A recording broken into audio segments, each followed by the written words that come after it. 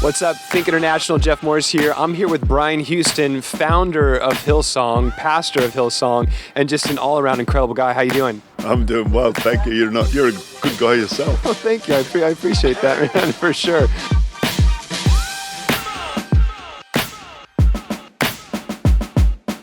Hillsong is really known to really be a trendsetter, especially within the church, but you're also very impactful when it comes to culture. How have you stayed ahead of cultural trends in society, whether it's in Australia or in America or whatnot? Yeah, a lot of it really is just being very intentional about involving younger people, and obviously I'm 59, 60 years of age, and so great, dude. I feel good too. But for me to stay ahead of culture per se, I think you've got to be prophetic in a sense. You've got to be thinking that one step ahead. You've got to stay relevant. You've got to. I just always feel like having younger people who are on the cutting edge in various areas of life, culture, helps us to be where we need to be. For sure. Now, do you really empower your young leaders and give them a lot of say into what Hillsong becomes? Yeah, well, definitely. I give people a lot of room to grow, a lot of people room to move. So we kind of set the parameters, whether it's a department head, and obviously you have your KPIs and you have all those things that you've got to have. But truth is, I love people with initiative. I want them to step out there, have a go. If you don't have a go, you'll never know. And so maybe staying ahead of culture, a lot of it we've just stumbled upon really, just by being silly enough to not know what can't be done and what can be done. For sure. And, if it matters to you to be reaching real people in everyday life, then you're going to try to have church in a way that is relevant and, appropriate for everybody in everyday life. So I guess that's just the way we've been led. Exactly. So, you've been in ministry a while now.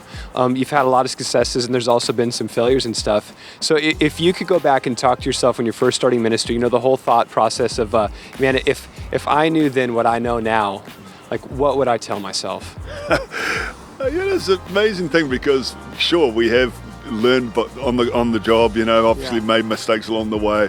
God's blessed us and graced us, but I look back and there's not too much I would change really. I mean, I feel like the best thing that a younger person can have stepping into their God-given calling is just trust God, be comfortable with themselves. Probably in the earlier years I was a lot more stressed about what other people thought of me and trying to be what I thought other people thought I should be, and I would just say, hey, God can bless me exactly who I am, be who I am, not be afraid of it, don't apologize for it, live humbly, and honor the past, but be focused on the future and step into it.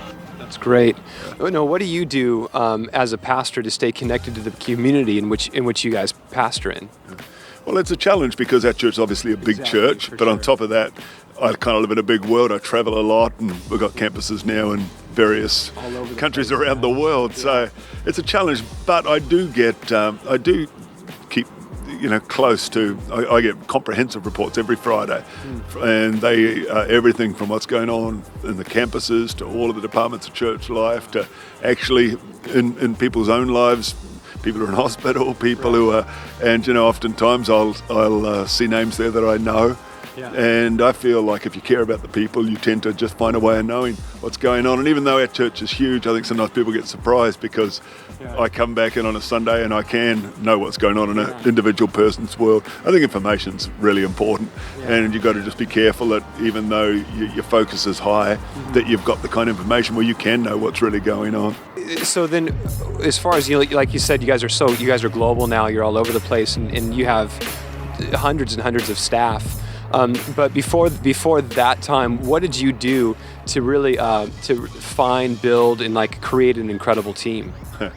I think there's only one way to build a team, and that's the slow way. There's no shortcuts. You've got to put in the hard work of building people. And that to me is, you've just got to think long term. And I think sometimes to get the good people, we take shortcuts and we pay for it by maybe having a bit of a higher lean spirit, as Jesus called it, And so I feel like every pastor has to do the very hard work of doing what it takes to build people, lift people. I think you've got to give people room to grow, room to move. I feel like sometimes if people are going to hit ceilings under our leadership, then we'd have to ask ourselves, why would they stay if they can't flourish? Why would they stay planted? Right. So to me, it's always work on people's hearts. If their heart's in a good place, enable them to live in a way where the sky's the limit, where they don't have to leave your ministry to fulfill their God-given vision, but have a vision big enough for people to be able to find their place in it. Yeah. And so, starting out building team, I mean, it's like God said to Moses, "What's that in your hand?" Yeah. And really, Moses was like, "Well, how am I going to do it?" Right. All he had in his hand was an old stick, but God could use an old stick, and God can use people. Sometimes I think we don't see the gold in our own people. Yeah. Wow. Sorry. No, it's answers good. to short questions. No, but great answers.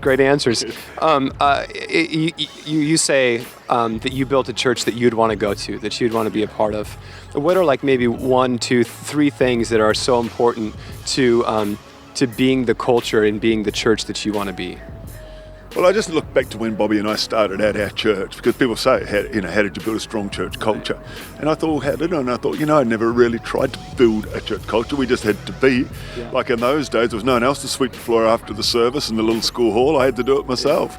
And so we I think, be who we needed to be to build a church. And obviously, as life goes on, functions change and roles, and you've got a lot more people around you and so on, but you can never ever stop being the culture that you intend. If you're a faith-filled person, if you're a fun-loving person, if you're a passionate person about other people, then you'll tend to, that's the world you're going to live in. Yeah. And I think oftentimes when it comes to culture, our view of God is so critical. The story of the parable of the talents, the 2 guys who took what they were given and doubled it, and the one guy who took what he was given and buried it in the ground. And the interesting thing to me is they served the same master, but the two, what they heard from the master was, "Well done, you're good and faithful. You've been faithful a little, I'm going to give you opportunity over much. Enter into the joy." The other guy, he said about the same master, "I knew you to be a hard man, reaping where you haven't sown." So same master, totally different perspective. And I honestly think when it comes to framing the culture of our church, even our family, the way we do it, one of the most critical things is the way we view God. Wow. And I can often tell a person's view of God by the culture of their church. If they're legalistic and harsh, if they're, if it's cold, or if it's open, gracious, inclusive, I think our view of God's critical. Unreal. Hey, thank you so much, Brian. I appreciate it. Love what Hillsong's doing. Think International and Connected Churches.